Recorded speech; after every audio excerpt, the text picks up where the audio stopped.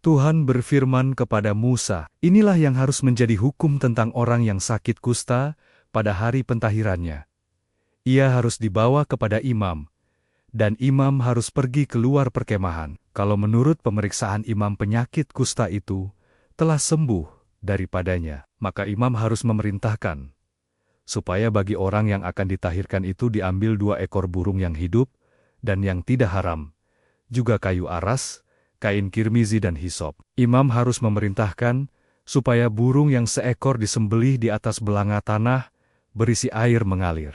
Tetapi burung yang masih hidup haruslah diambilnya bersama-sama dengan kayu aras, kain kirmizi dan hisop. Lalu bersama-sama dengan burung itu, semuanya harus dicelupkannya ke dalam darah burung yang sudah disembelih di atas air mengalir itu. Kemudian ia harus memercik 7 kali kepada orang yang akan ditahirkan dari kusta itu, dan dengan demikian mentahirkan dia. Lalu burung yang hidup itu haruslah dilepaskannya ke padang. Orang yang akan ditahirkan itu haruslah mencuci pakaiannya, mencukur seluruh rambutnya, dan membasuh tubuhnya dengan air. Maka ia menjadi tahir.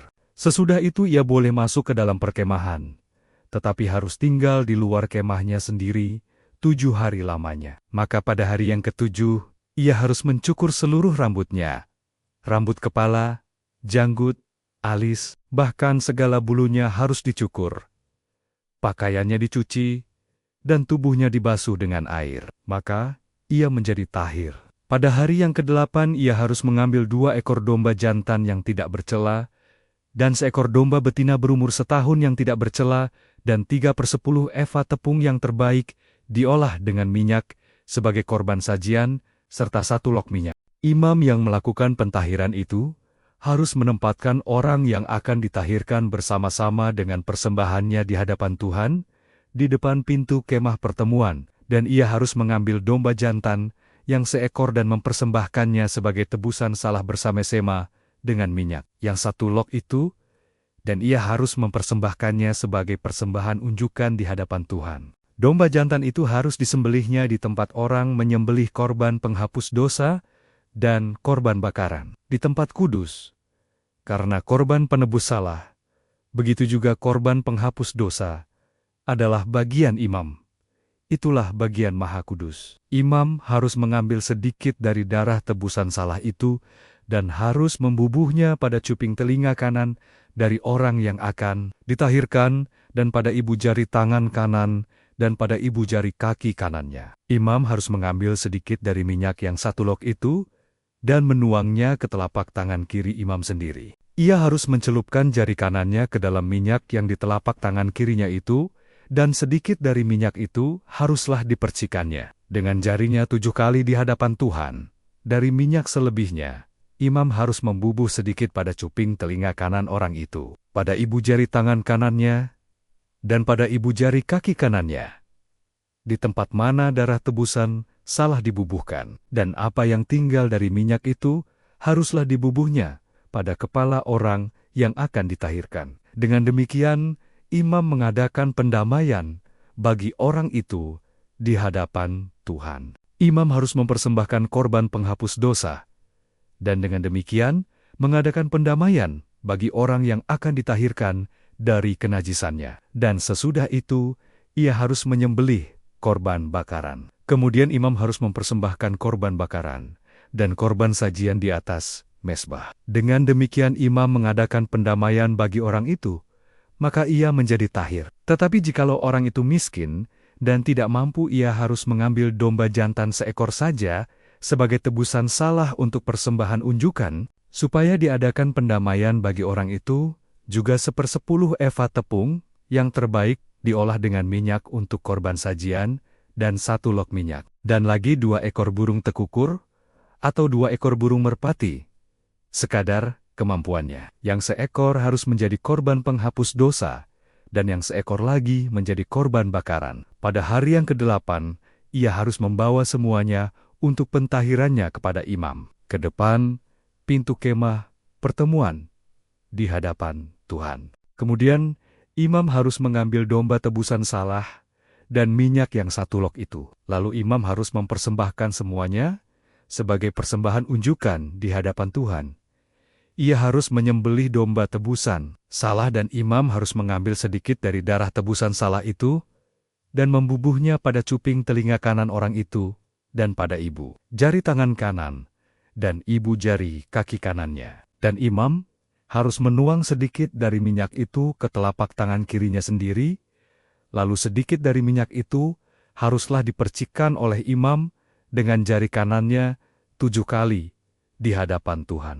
Kemudian, imam harus membubuh sedikit dari minyak itu pada cuping telinga kanan dari orang yang akan ditahirkan, pada ibu jari tangan kanannya, dan pada ibu jari kaki kanannya, di tempat mana dibubuhi darah tebusan salah itu. Dan minyak selebihnya haruslah dibubuhnya pada kepala orang yang akan ditahirkan, supaya diadakan pendamaian bagi orang itu di hadapan Tuhan. Lalu ia harus mempersembahkan seekor dari kedua burung tekukur atau anak burung merpati yang dibawa orang itu sekadar kemampuannya, yang seekor sebagai korban penghapus dosa, dan yang seekor lagi sebagai korban bakaran di samping korban sajian. Dengan demikian, imam mengadakan pendamaian bagi orang yang akan ditahirkan di hadapan Tuhan. Itulah hukum tentang pentahiran seorang yang kena kusta yang tidak mampu. Tuhan berfirman kepada Musa dan Harun, "Apabila kamu masuk ke tanah Kanaan yang akan kuberikan kepadamu menjadi milikmu, dan aku mendatangkan tanda kusta di sebuah rumah di negeri milikmu itu, maka pemilik rumah itu harus datang memberitahukannya kepada imam. Ada kelihatan seperti tanda kusta di rumahku, maka imam harus memerintahkan supaya rumah itu dikosongkan sebelum ia datang memeriksa tanda kusta itu, supaya jangan menjadi najis segala yang ada di dalam rumah itu.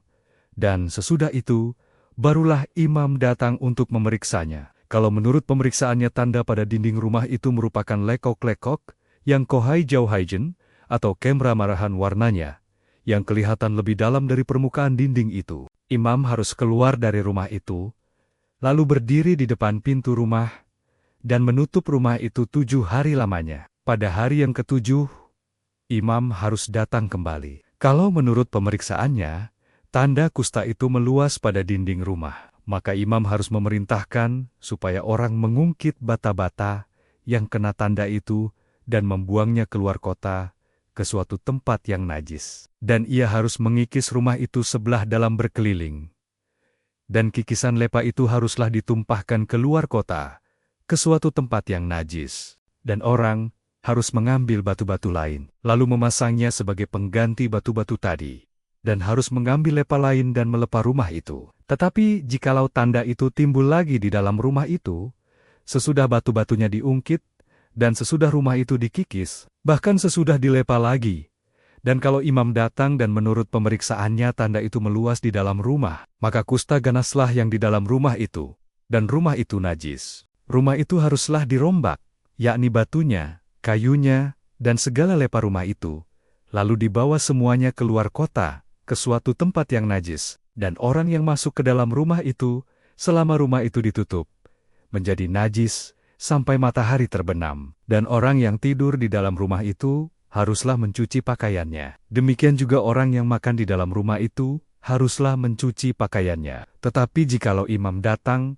dan menurut pemeriksaannya tanda itu tidak meluas di dalam rumah itu, sesudah dilepa, maka imam harus menyatakan rumah itu tahir, karena tanda itu telah hilang. Kemudian, untuk menyucikan rumah itu, haruslah ia mengambil 2 ekor burung, kayu aras, kain kirmizi dan hisop. Burung yang seekor haruslah disembelihnya di atas belanga tanah, berisi air mengalir. Lalu ia harus mengambil kayu aras dan hisop, kain kirmizi dan burung yang masih hidup itu, dan mencelupkan semuanya ke dalam darah burung yang sudah disembelih, dan ke dalam air mengalir itu.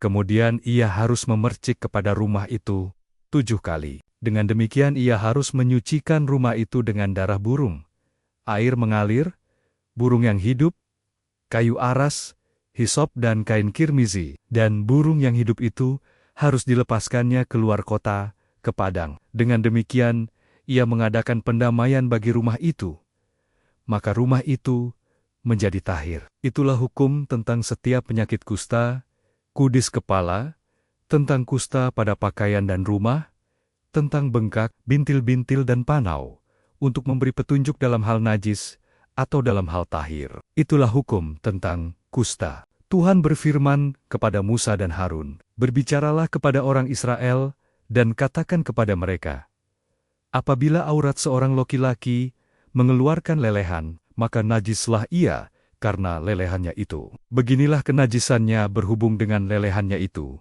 Bila auratnya membiarkan lelehan itu mengalir, atau bila auratnya menahannya, sehingga tidak mengeluarkan lelehan, maka itulah kenajisannya. Setiap tempat tidur yang ditiduri orang yang mengeluarkan lelehan itu menjadi najis, dan setiap barang yang didudukinya menjadi najis juga. Setiap orang yang kena kepada tempat tidurnya haruslah mencuci pakaiannya, membasuh tubuhnya dengan air, dan ia menjadi najis sampai matahari terbenam. Siapa yang duduk di atas barang yang telah diduduki oleh orang yang demikian, haruslah mencuci pakaiannya, membasuh tubuhnya dengan air, dan ia menjadi najis sampai matahari terbenam. Siapa yang kena kepada tubuh orang yang demikian, haruslah mencuci pakaiannya, membasuh tubuhnya dengan air, dan ia menjadi najis sampai matahari terbenam. Apabila orang yang demikian meludahi orang yang tahir, haruslah orang ini mencuci pakaiannya, membasuh tubuhnya dengan air,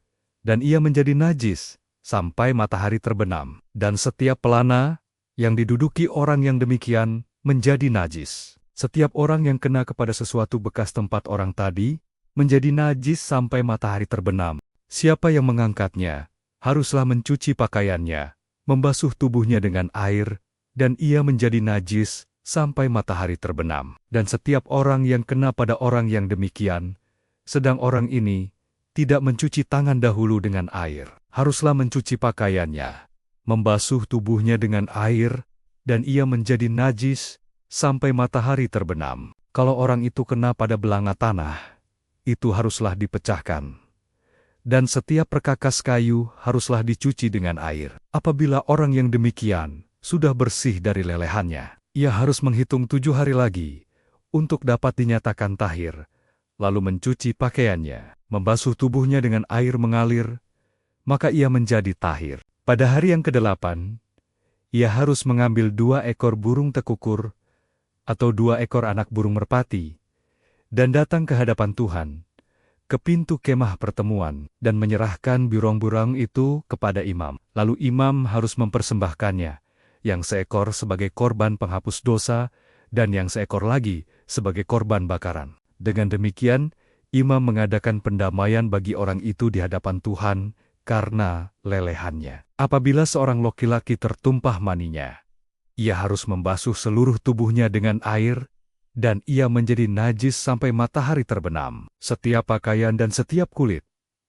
yang kena tumpahan mani itu haruslah dicuci dengan air, dan menjadi najis sampai matahari terbenam. Juga seorang perempuan, kalau seorang laki-laki tidur dengan dia, dengan ada tumpahan mani, maka keduanya harus membasuh tubuhnya dengan air, dan mereka menjadi najis sampai matahari terbenam. Apabila seorang perempuan mengeluarkan lelehan, dan lelehannya itu adalah darah dari auratnya, ia harus 7 hari lamanya dalam cemar kainnya, dan setiap orang yang kena kepadanya menjadi najis sampai matahari terbenam. Segala sesuatu yang ditidurinya selama ia cemar kain menjadi najis, dan segala sesuatu yang didudukinya menjadi najis juga. Setiap orang yang kena kepada tempat tidur perempuan itu haruslah mencuci pakaiannya, membasuh tubuhnya dengan air, dan ia menjadi najis sampai matahari terbenam. Setiap orang yang kena kepada sesuatu barang yang diduduki perempuan itu haruslah mencuci pakaiannya, membasuh diri dengan air, dan ia menjadi najis sampai matahari terbenam. Juga pada waktu ia kena kepada sesuatu yang ada di tempat tidur, atau di atas barang yang diduduki perempuan itu, ia menjadi najis sampai matahari terbenam. Jikalau seorang laki-laki tidur dengan perempuan itu, dan ia kena cemar kain perempuan itu, maka ia menjadi najis selama 7 hari, dan setiap tempat tidur yang ditidurinya menjadi najis juga. Apabila seorang perempuan berhari-hari lamanya mengeluarkan lelehan, yakni lelehan darah, yang bukan pada waktu cemar kainnya, atau apabila ia mengeluarkan lelehan lebih lama dari waktu cemar kainnya, maka selama lelehannya yang najis itu, perempuan itu adalah seperti pada hari-hari cemar kainnya, yakni ia najis. setiap tempat tidur yang ditidurinya selama ia mengeluarkan lelehan. Haruslah baginya seperti tempat tidur pada waktu cemar kainnya, dan setiap barang yang didudukinya menjadi najis, sama seperti kenajisan cemar kainnya. Setiap orang yang kena kepada barang-barang itu menjadi najis, dan ia harus mencuci pakaiannya, membasuh tubuhnya dengan air, dan ia menjadi najis sampai matahari terbenam. Tetapi jikalau perempuan itu sudah tahir dari lelehannya, ia harus menghitung 7 hari lagi. Sesudah itu barulah ia menjadi tahir. Pada hari yang ke-8, ia harus mengambil 2 ekor burung tekukur, atau 2 ekor anak burung merpati, dan membawanya kepada imam ke pintu kemah pertemuan. Imam harus mempersembahkan yang seekor sebagai korban penghapus dosa, dan yang seekor lagi sebagai korban bakaran. Dengan demikian, imam mengadakan pendamaian bagi orang itu di hadapan Tuhan, karena lelehannya yang najis itu. Begitulah kamu harus menghindarkan orang Israel dari kenajisannya, supaya mereka jangan mati di dalam kenajisannya, bila mereka menajiskan kemah suciku yang ada di tenja-tengga mereka itu. Itulah hukum tentang seorang laki-laki yang mengeluarkan lelehan, atau yang tertumpah maninya, yang menyebabkan dia najis, dan tentang seorang perempuan yang bercemar kain, dan tentang seseorang, baik laki-laki maupun perempuan, yang mengeluarkan lelehan, dan tentang laki-laki yang tidur dengan perempuan yang najis.